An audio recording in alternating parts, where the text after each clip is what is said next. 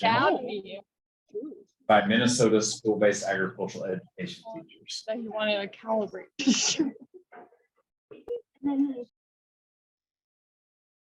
Great. All right. Awesome. Thank you for the introduction. I'll just get started right away then here. So like Dr. Easterly said, my name is Mr. Joe Ramsted, and I'm really excited to share my thesis titled Examining the Implementation of Competition by Minnesota School-Based Agriculture Education Teachers. Thank you all for being here. It really means a lot to have your support and have the opportunity to share some of the findings I've had with the research. So to get started, I wanted to Watching a thesis defense. Cool. Yeah. I wanted to provide a quick overview of the plan for the day. So we'll get started with the introduction and talking about the problem and the purpose statement, along with the need and why for what we're doing with the research. Then we'll look at our literature review, looking at the 4 key themes that emerged from the research and the conceptual framework that guided the creation of the study. Then we'll look at the methodology and the specific procedures that were conducted for the experiment for the research, looking at our population and sample, instrumentation techniques, and data analysis. Then we'll transition into the findings, looking at our post hoc reliability and findings broken down by each of the 4 research objectives. Then we'll conclude with our conclusions and recommendations, both for professional practice and also for research. And then I'll end with some acknowledgements and time for question and answers from everyone. So when I was thinking about how to open up this little presentation here today, I wasn't entirely sure what to do. And last night when I was putting the final touches on it, I looked at my quote wall that I have in my bedroom, actually, where I was kind of organizing my presentation and where I actually did a lot of my writing. And one of the quotes that really stood out to me was, "If you change the way you look at things, the things you look at change." And that's by Wayne Dyer. And when I think about the problem that we were trying to investigate here with the research, that quote really summarizes and captures my thoughts. I've always been interested in FFA. I've always been interested in leadership development, and I'm a very competitive person, but I also love curriculum design and curriculum development. And when I first started kind of figuring out what my interest areas were with research last fall and last spring, I was completely inundated with all these great ideas, and I had to pick just one to focus on for the thesis. And the cool thing about this project is that it hasn't really been done before. I wanted to do something that was going to challenge me and allow me to contribute in some new and fun ways to the AgEd scholarly community. So looking at that, we also recognize that school-based AgEd instructors are constantly managing a lot of different elements of their programs, whether we have classroom instruction or FFA, leadership development, or work-based learning and experiential learning scenarios. There are a lot of demands. So we need to find ways to help and support our school-based AgEd instructors so that they can be top-notch in each of those areas. So that kind of leads into our problem statement. With all the demands that come with teaching agriculture, educators must be strategic in maximizing instructional value while also facilitating career readiness opportunities for their students through classes, work-based learning, and FFA.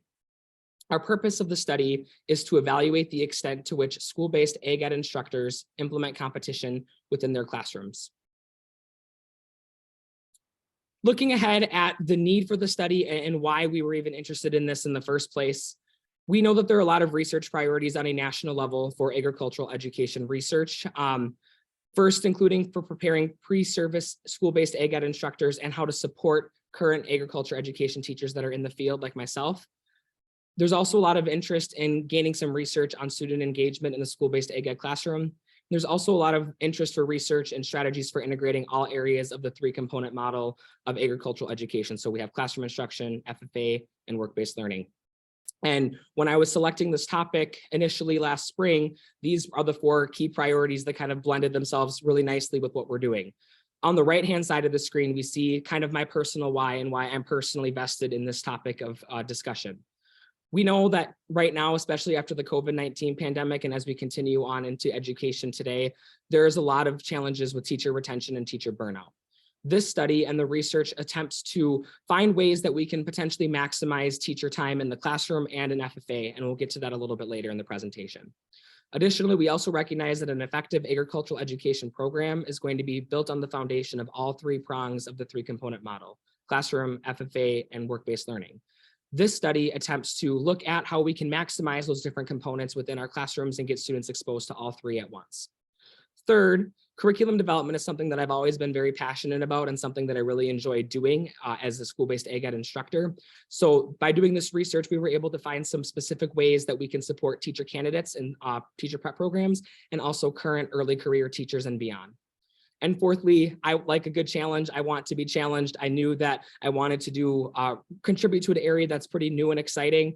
There's limited research in this area. There's a lot of research on competition. There's a lot of research on curriculum development and pedagogical design capacity, but there really isn't that much research that combines the two. So that's kind of why I was really excited to dive into this topic. Our research objectives will be stated multiple times throughout, just because everything that we did in the research was tied back to these objectives and strategically designed both on our instrument and also in how we interpreted our data. The 4 objectives are: 1, to determine Minnesota agriculture education teachers' beliefs on competition as an instructional tool. 2, to determine Minnesota agricultural education teachers' pedagogical design capacity, both resources and teacher skills, for their implementation of competition as an instructional tool. 3, to determine the types of competition being facilitated in Minnesota agricultural education programs. And 4, to determine at what specific times or phases and frequencies within instructional sequencing is competition occurring in Minnesota agriculture education classrooms. Going into the second chapter of the thesis, we focus on the literature review.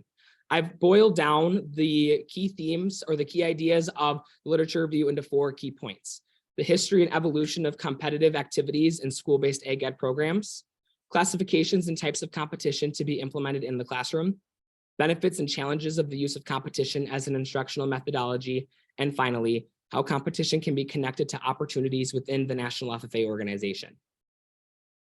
Theme 1 looks at the historical applications of competition within the classroom and school-based AgEd. Social Darwinism and the idea of survival of the fittest have always been spearheading the rise of competition in our education system. This is supported by philosophers like Dewey and also Johnson & Johnson, May, and Dew. All of the research that I was able to find really opened my eyes to the idea that there's competition happening within our classrooms, whether we know it or not.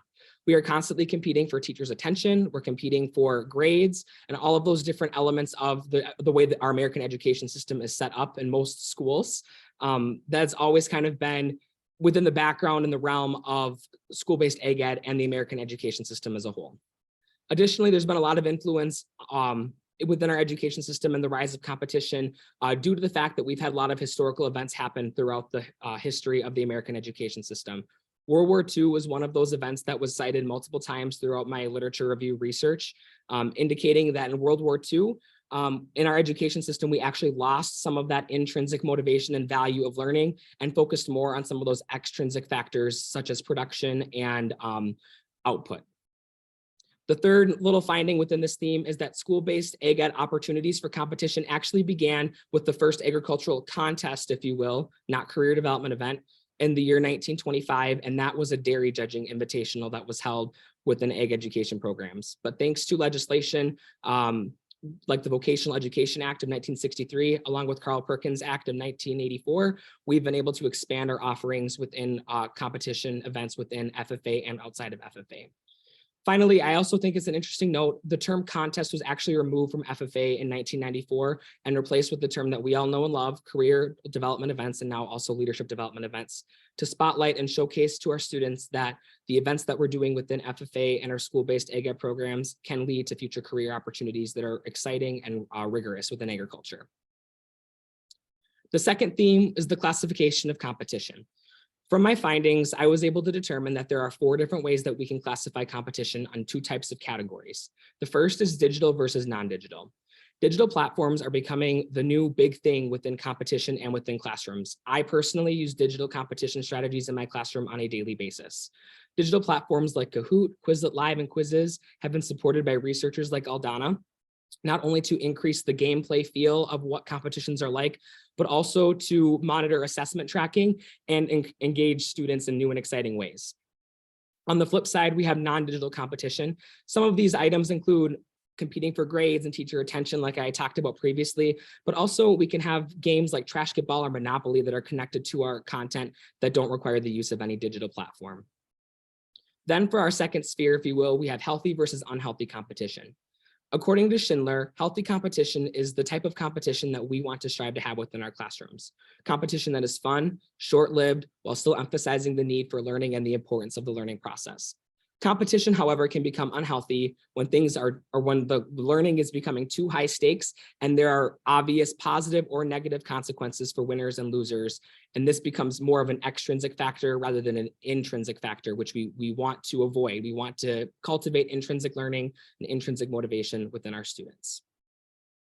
The third theme is the benefits and challenges of competition. Several benefits of competition have been cited from the literature, including increased scores on assessments, thanks to Aldana, boosted student eagerness within the curriculum, thanks to Kula, stronger desire and to fully and appropriately engage in the content and not have redirections by the teacher. Aldana found that. And also the fact that as AgEd instructors, we know that we have to provide experiences or should provide experience in classroom, FFA, and SAE. And Bowling and Ball was able to determine that teachers can spend less time practicing with FFA teams outside of the classroom contract day if they're able to successfully implement some of those ideas within their content that they're teaching in their classes. On the flip side, there are also some obvious challenges to competition.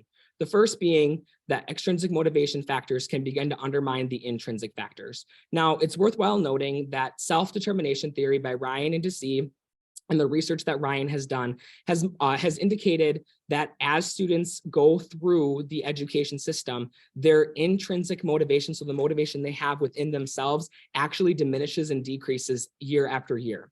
So to an extent, it is good to provide extrinsic motivation or motivators to these students to hopefully rekindle some of that intrinsic motivation. But again, if we have emphasis on those extrinsic factors and too much emphasis, it can tear away what little intrinsic motivation may remain in some of our students. Additionally, Schindler points out that there is a great deal of fear and anxiety with our students sometimes, especially in those unhealthy competition environments. This is especially true and generalized for gender. So females generally are going to be a little bit more likely to regress or not participate as fully in the competitive learning environment. And also younger students. If we have blended grades of 9 through 12, like for instance, my animal science class I have this year has a good population of every grade. The younger students are going to feel a little bit more uncomfortable in engaging in competition than their older classmates, even if it's the same course. And Wilson also points out that implementing too much competition, both in FFA and in our classes, can increase burnout among school-based AgEd participants and also students and teachers. What is meant by this is teachers and students can focus too much on the idea of winning and that extrinsic factor and chase after that purely and forget about the learning that happens, and that can lead to burnout and kind of putting the cart before the horse, if you will. The fourth theme from the literature review is connections to FFA events. Teachers can strategically plan their content to prepare students for the various CDE and LDE opportunities while still achieving the desired learning goals. Goodwin and McKim researched that and provided a really nice write-up in their piece that I was able to take quite a bit from as I planned and executed the study here. Out-of-school opportunities can also provide students some type of motivation to get on that bus and miss a day of school and hang out with their ag teacher and their FFA advisor for the day and apply some learning in some new exciting ways. But research also points out to the fact that having CDE or LDE preparations turn into the focus of a course or of a program can be very detrimental. And we'll talk about that idea a little bit further later on. The conceptual framework designed the creation of the research objectives and what was conducted within our research. Pedagogical design capacity is a conceptual framework developed by Brown in 2002. Pedagogical design capacity is essentially the idea of the interaction of instructional resources or physical materials on one spectrum, along with teacher resources consisting of teacher values, pedagogical content knowledge, and beliefs. If we look at this diagram, we can see the different elements of the pedagogical design capacity construct. On the left, we have our instructional resources that are going to be the physical materials that are available to that student. And on the right-hand side, we see the teacher resources. So the knowledge that a teacher has about the subject, their pedagogical content knowledge, and also their beliefs on what they're teaching and how they're teaching it.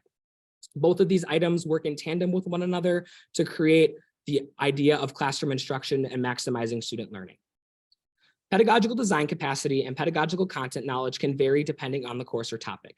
For example, as a young teacher, I would say that I have developed strong pedagogical content knowledge in animal science and agribusiness. Those are areas that I'm very excited about teaching and areas that I've had a lot of professional development in as a young teacher. However, areas like agricultural mechanics and even plant science are areas that I am a little bit more hesitant to teach and a little bit less likely to create and invent my own materials for, simply because that is not my biggest area of strength as a young teacher. A teacher's ability to develop or modify content is a significant part of a teacher's ability to develop their own pedagogical design capacity. And that was really the anchor of what Brown was researching within his theories. Teachers with higher pedagogical design capacity or pedagogical content knowledge may be more likely to avoid offloading. And the idea of offloading is defined as basically copying and pasting or using a material that somebody else created and just running with it, and not modifying it to meet the needs of themselves and their program or their students. Finally, teachers can build their pedagogical design capacity and pedagogical content knowledge through engaging in professional development. And this is cited by many different researchers to really help us recognize that we can become stronger teachers and better advocates for our programs and our students by gaining some additional professional development opportunities for ourselves. Third, we move into the methodology and the procedures of the research. It's first important to recognize how our population and sample were selected. We utilized a non-probability convenient sample of Minnesota school-based agricultural education instructors who were in attendance at the 2022 Minnesota Association of Agricultural Educators, or MAAE, Summer Conference that was held in Morton, Minnesota in July 2022. According to Dr. Zane Sheehan, there are 312 teachers teaching school-based ag education in the state of Minnesota as of 2021. Of those 312 individuals, 45% of them are male and 54% of them are female. The sample that we had within our study consisted of 72 participants, and I would have loved to have seen more individuals participate, but that is a significant limitation of our study, and something I would do differently next time is potentially shortening the instrument and or providing Qualtrics instead of paper pencil instrument, which we'll talk about a little bit later. Of the 72 participants, we had the majority of participants identify as female. The average years of teaching experience for our sample was 7.9 years. All pathways of the AF&R career clusters were represented, ranging from animal systems to power, technical, and structural systems. And one thing that I found very interesting is that over 90% of participants identified with teaching at least one animal systems class within the last year. In Minnesota, we are very heavy in both power, structural, and animal systems, and that was confirmed with the findings of the study. Looking at our instrumentation and the methods for data collection, questions were developed and organized into constructs and scales for the purposes of measuring and evaluating research objectives. The instrument that we developed consisted of 20 Likert type scale, multiple choice, and short answer questions. These questions were designed very strategically, simply due to the fact that we wanted to uphold the integrity of the study by having solid research objectives and having the questions that were tied directly to those through the development of our codebook document, but also for the fact that there currently is no scale that measures what we are studying. So it was very challenging and interesting to work through the process of developing our own scales this summer. The instrument was developed and approved by the IRB in June 2022. We developed a pilot to be distributed on the Agriculture Education Discussion Lab Facebook page, where we had over 100 participants engage in that, where we were able to do some preliminary data and tweak some of the questions to make them fit for what we wanted to study in Minnesota. The instrument, on the day of our research in July 2022, hard copies were printed and placed on the tables of each of the tables within the meeting room, and a brief orientation was provided to all participants. We reminded our participants that participation was voluntary. There was no incentive or anticipated discomforts to their participation, but we did remind them of the positive implications that our research could have had or could have for school-based agriculture education. When we collected our data, we were able to then analyze it. One of the first steps that we did was looking at response bias and ensuring that what we had with our sample was representative of our entire population of Minnesota school-based AgEd instructors. And that's upheld by Cresswell and Cresswell. We also conducted reliability checks to ensure that we were being consistent in reporting our data. All data was compiled and entered in SPSS program. We were able to develop continuous and categorical scores to help measure and evaluate our objectives. Cronbach's alpha coefficients were calculated for each of the scales that we created, and we'll talk about that on the next slide. We also conducted independent samples t-tests to evaluate the effectiveness of our hypotheses. The different scales are provided on the screen. Those coincide with the specific questions and items that can be found in the appendix of the thesis document. Appendix A lists all of the questions that were utilized within the instrument. Moving into chapter 4, our findings. Post hoc reliability was of the utmost importance to evaluate at the beginning of interpreting our findings. Cronbach's alpha coefficients were calculated and utilized as a measure of reliability. Nunali generally recommends utilizing a Cronbach's alpha coefficient value of 0.7. Our competition affinity scale, which measured teachers' willingness and beliefs to implement competition within their curriculum and classroom, had a Cronbach's alpha coefficient value of 0.748, which is above the recommended value of 0.7. On the flip side, the 3-component scale, which measured teachers' affinity of implementing competition as a way to satisfy the components of the 3-component model, had a value of 0.640, falling just short of the recommended value of 0.7. Therefore, the 3-component scale post hoc reliability can be considered a limitation of the study, and further research should be done on this scale to better understand the patterns and beliefs of school-based AgEd instructors in this area. Now we're going to look at the findings broken down by each of the 4 research objectives. The first research objective looked at teacher beliefs, and this particular slide looks at competition affinity. The mean for all items combined on the competition affinity scale was 3.67, with a standard deviation of 3. Each item average ranged anywhere from 3.27 to 4.1. I should also mention that within this particular question on the instrument, teachers or participants essentially evaluated their agreement with the statement from a scale from 1 to 5, with 1 being strongly disagree and 5 being strongly agree. So with a mean value of about 3.67, kind of close to that 4 range, we can generally assume that teachers either were neutral or slightly agreed with each of the with those particular statements. When we were able to look at our population or our sample, we looked at the sample as a whole, but then we also were able to break it down into 2 groups. So we looked at beginning agriculture education instructors, who we defined as having 3 years or less of experience, and we looked at more experienced teachers who have greater than 3 years of teaching experience.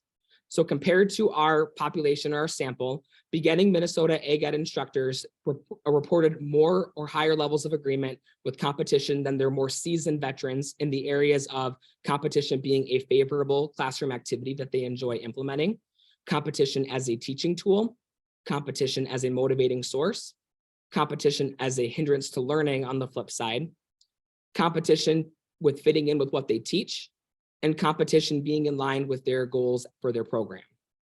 On the flip side, these instructors had lower levels of agreement than the more experienced teachers with these areas, building classroom community and being utilized as an assessment tool. So when looking holistically at all of these statements, we can generally assume that agriculture education teachers who participated within this research generally enjoy utilizing competition and think that it's generally fits in with their program needs, but maybe don't necessarily find the connection between what they are studying or what they are utilizing in their classroom for competition and how it can be used to build connections between students and also for use as an assessment tool. Statistical difference was only found after the t-tests in beginning SBAE teachers' beliefs and competition fitting in with what they teach. The 3-component scale was the second part of the teacher beliefs analysis. Again, we utilized a similar scale from 1 to 5 that I previously described. The mean for all of the items combined was 3.41. And of all of the statements that were provided within the scale, or younger teachers or beginning Minnesota school-based AgEd instructors reported more agreement with FFA competitions being a motivation source for students, helping meet their program's goals, relating to their curriculum, being incorporated into the classroom, helping decide with what to teach, having FFA competition practices occurring during class if they're related to content, and having FFA practices occurring in class that are not related to the content. We are going to focus on those last 2 bullet points a little bit later, but you will notice here that the mean values for both of those statements is significantly lower than the mean values of all the other ones that have been reported so far. When conducting the individual t-tests, there was no statistical difference found in beginning school-based AgEd instructors' beliefs for any of the items within the scale. The last area of objective 1 findings is the semantic differential scale. How this area of the instrument worked was that we provided 2 antonyms or 2 description words for competition. So for instance, on one side of the spectrum, we may have detrimental and one side we may have beneficial. We developed a scale from 1 to 7, with 1 being the more left-leaning word and 7 being the more right-leaning word. And we were able to evaluate teachers' beliefs on competition by association of the word, the terms that were provided with the keyword competition. In general, teachers tended to describe competition as beneficial, productive, engaging, rigorous, and healthy. The second research objective looked at teachers' pedagogical design capacity, both in resources and in teacher skill development. Generally speaking, we were able to identify a couple of key trends on teacher resources using a scale from 1 to 5, again, with 1 being strongly disagree and 5 being strongly agree. On the scale, the participating instructors believed that they themselves had access to the teaching materials needed to implement competition successfully within their classrooms, that they had the resources that they used to teach lent themselves to the use for competition in their classrooms, that they had the physical items needed to implement competition in their classrooms, and that the curricular materials that they use to teach lent themselves for use within competition. Again, we also evaluated the resources area of pedagogical design capacity from another scale as well. This time we utilized a different scale where teachers were able to indicate their frequency of implementing resources either as never, 1 to 2 times per course, monthly, weekly, or daily. Now, because this is not as easily broken down or identified with a number 1, 2, 3, 4, or 5, we essentially just were able to look at the percent breakdown of teachers identifying within each of these 5 buckets. In general, we found that the most frequent daily use of technologies included, or competition methods included, one-to-one technology on a daily basis, resources that they created themselves, and resources that were created by other AgEd instructors. It is worthwhile noting that there was limited use of case curriculum, ICEB curriculum, and teacher-pay-teacher curriculum for the design and implementation of activities relating to competition within classrooms. The second area of pedagogical design capacity focuses on teacher skills. In this area of the instrument, teachers once again were able to rate or evaluate their belief on their ability to implement competition skillfully on a scale from 1 to 5, with 1 being strongly disagree and 5 being strongly agree. From the research, we found that school-based AgEd instructors tended to believe that they have the skills necessary to implement competition, that they have received professional experiences to equip them to implement competition, that they are competent in their ability to implement competition in their classroom, that they can guide student learning using competition as a teaching method, and that they are comfortable enough with the content that they teach in order to successfully implement competition in their classroom. Research objective 3 aimed to look at the types of competition that are utilized within school-based AgEd classrooms.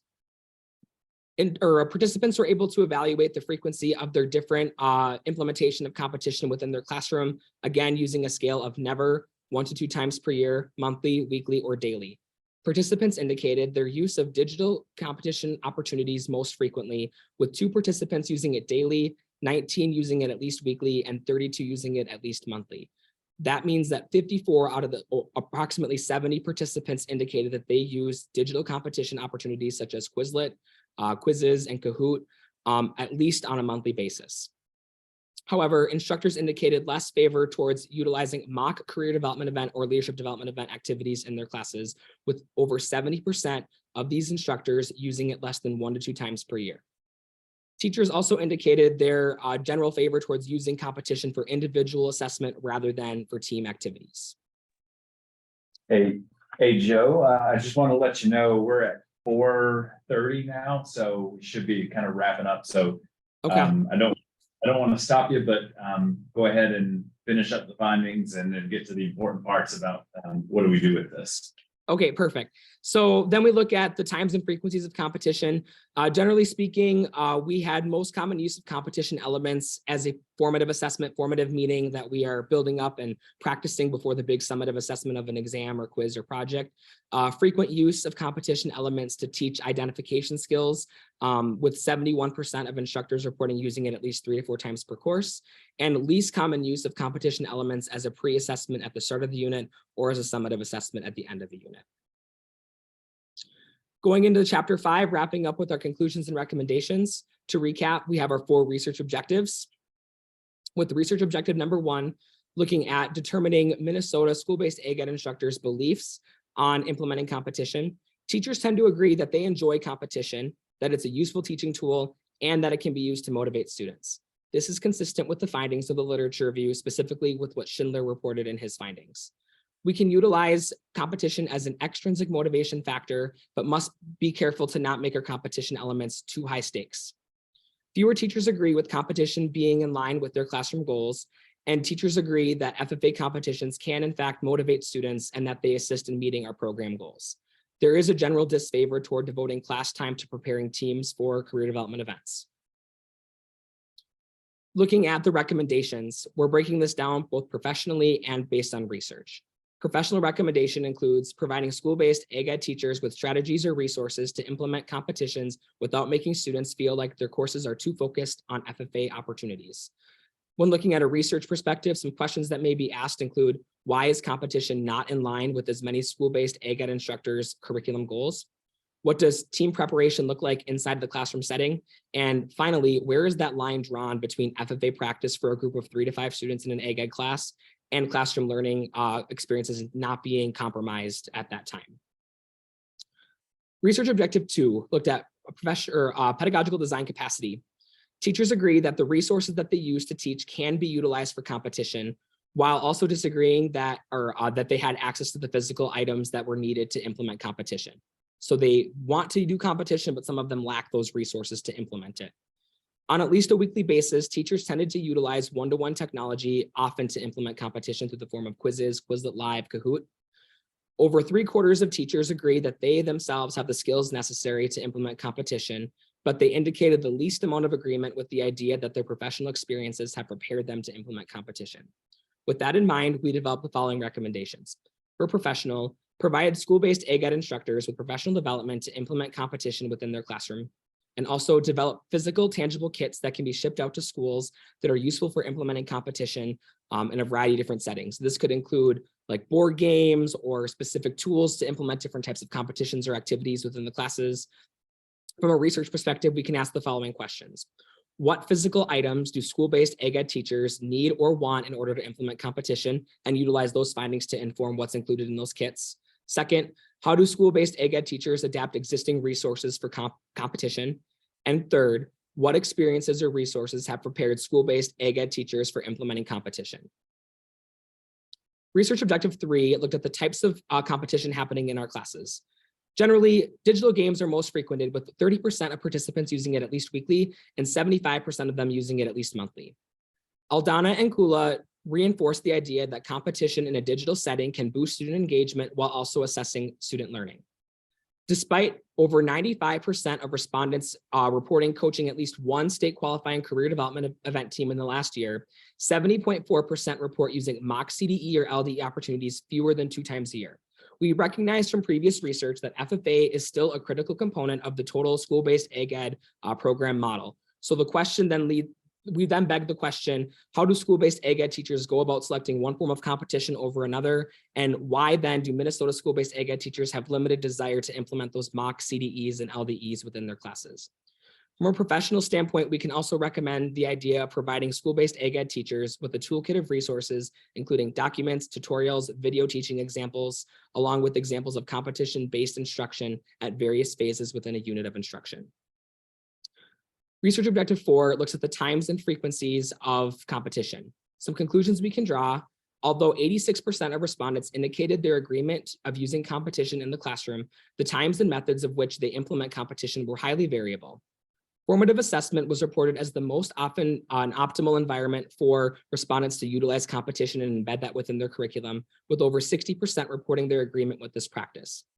Summative assessment and pre-assessment at the start of a unit were the least common times in which competition was utilized among our respondents, potentially due to the fact that at a pre-assessment, our learning might be a little bit, students might get a little bit intimidated by just entering into a unit with the competition, and summatively, perhaps competitions may scare off some students and not be the best way of summatively assessing what they've learned in a unit. Some recommendations that we have for research objective 4: we could provide competitive resource development for beginning of unit instruction and summative assessments containing competitive elements for students or teachers to embed. And we can also develop competition-based resources to teach identification skills for the various FFA career and leadership development events. From a research standpoint, we can ask the questions, why do Minnesota school-based AgEd teachers tend to avoid using competition for summative assessment? And are summative assessments viewed as too high stakes for competition to be considered as a potential practice for student evaluation? To conclude, I would like to acknowledge some very special people. First, I'd like to thank my family members, Jane, Steve, my grandparents, my aunts and uncles for pushing me and instilling a belief in me that I'm able to pursue my goals and dreams as a young teacher, and for loving me every step of the way.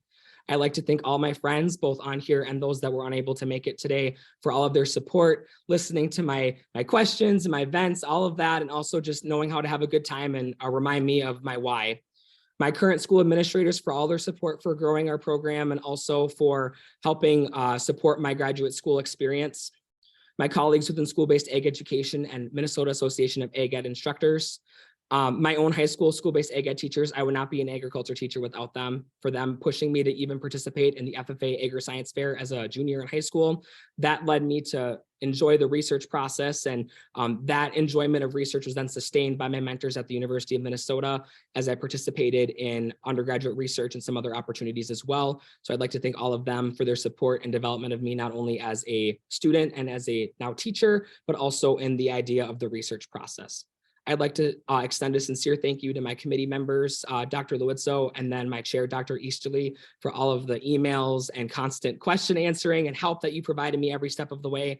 And also my current and former students. I would not be able to be the teacher I am today without you. So at this time, I'd like to open it up for questions. I'm sorry I went a little bit long. And if you're interested in looking at the references within my thesis document, feel free to scan the QR code on the left.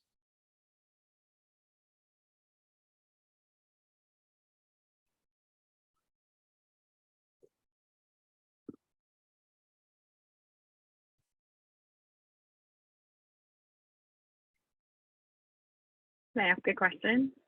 Absolutely. All right. Great presentation, Joe. So as someone who works with early career teachers, you talked about them a lot. In a dream world, what would be your recommendation for a kit and experience for those early career teachers for them to realize the possibilities of competition in their classroom? Yeah, thank you for that wonderful question. I would like, this is kind of a cop-out answer, but I would love to see some more research actually be done so we can know what exactly to put into those kits. I know for me personally, I'm a digital guy. We do quizzes, games in class, Kahoot games, you name it, all the time to engage. But I will admit one of my faults in implementing competition is that I don't have enough non-digital activities. So I'd love to do some research and figure out what exactly teachers need and what they want, and then provide those kits. Things that come to mind just at the top of my head would be maybe some simple board games that could be easily modified. I know, for example, I've taught agribusiness in the past, and I've utilized Monopoly as a way to teach accounting processes and also, you know, how different business forms work and everything. So not only will we include like games like Monopoly in there, but also some instructions or ideas and tips and tricks on how they can use that in different content areas. Thank you. Thank you.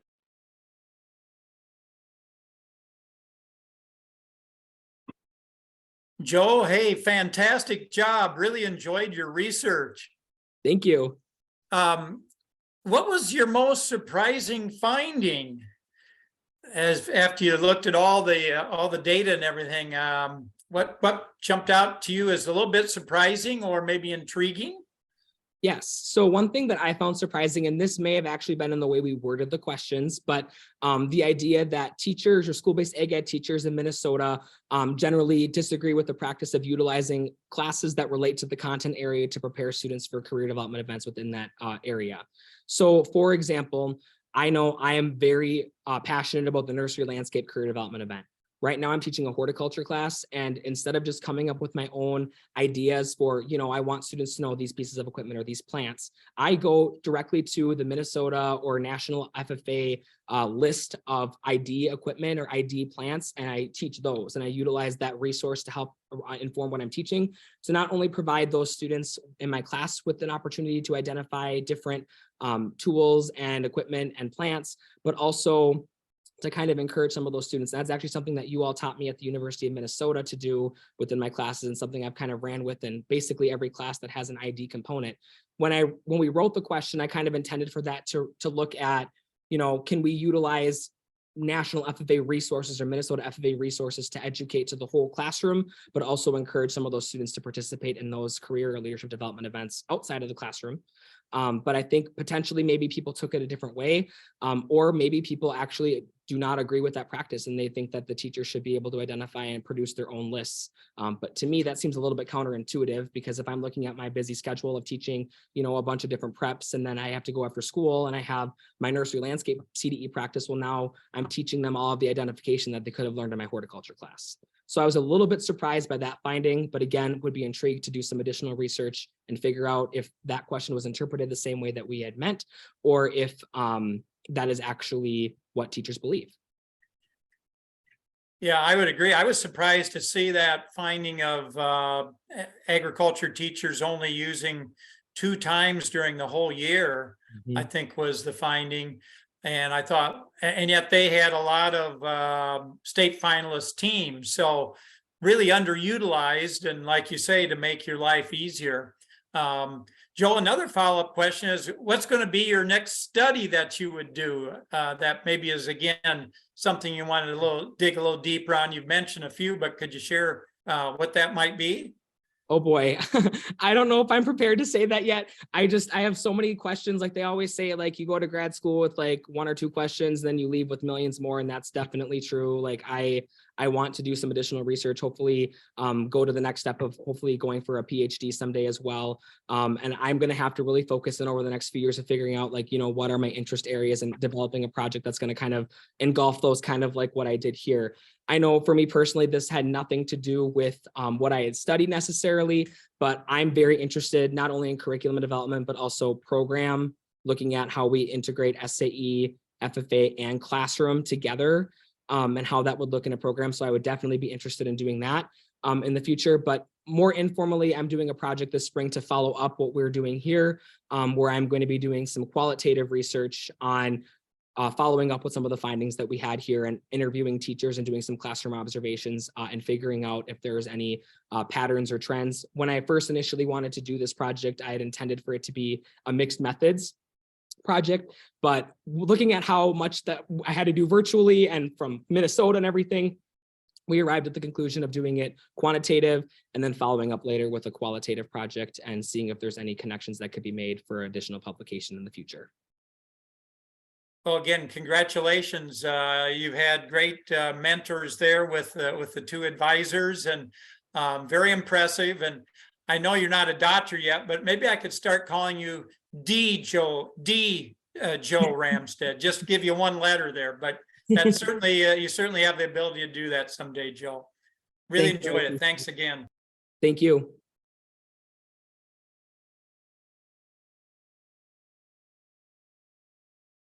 All right.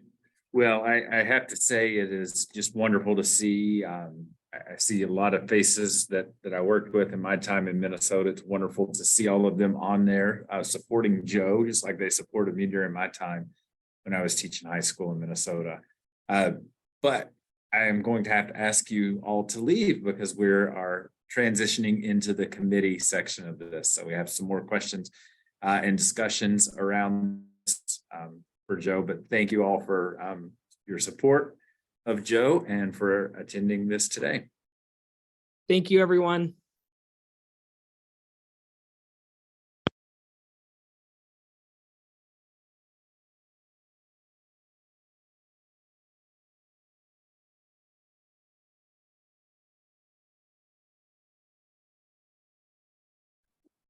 Woohoo. Yes, thank you so much. Sorry, I got on literally right at the last minute. Oh, my light just turned on, it looks like. Great job. That's like the crazy part, right? Having to cram a whole thesis into like such a small time. So, and you had a big thesis. That's a lot. So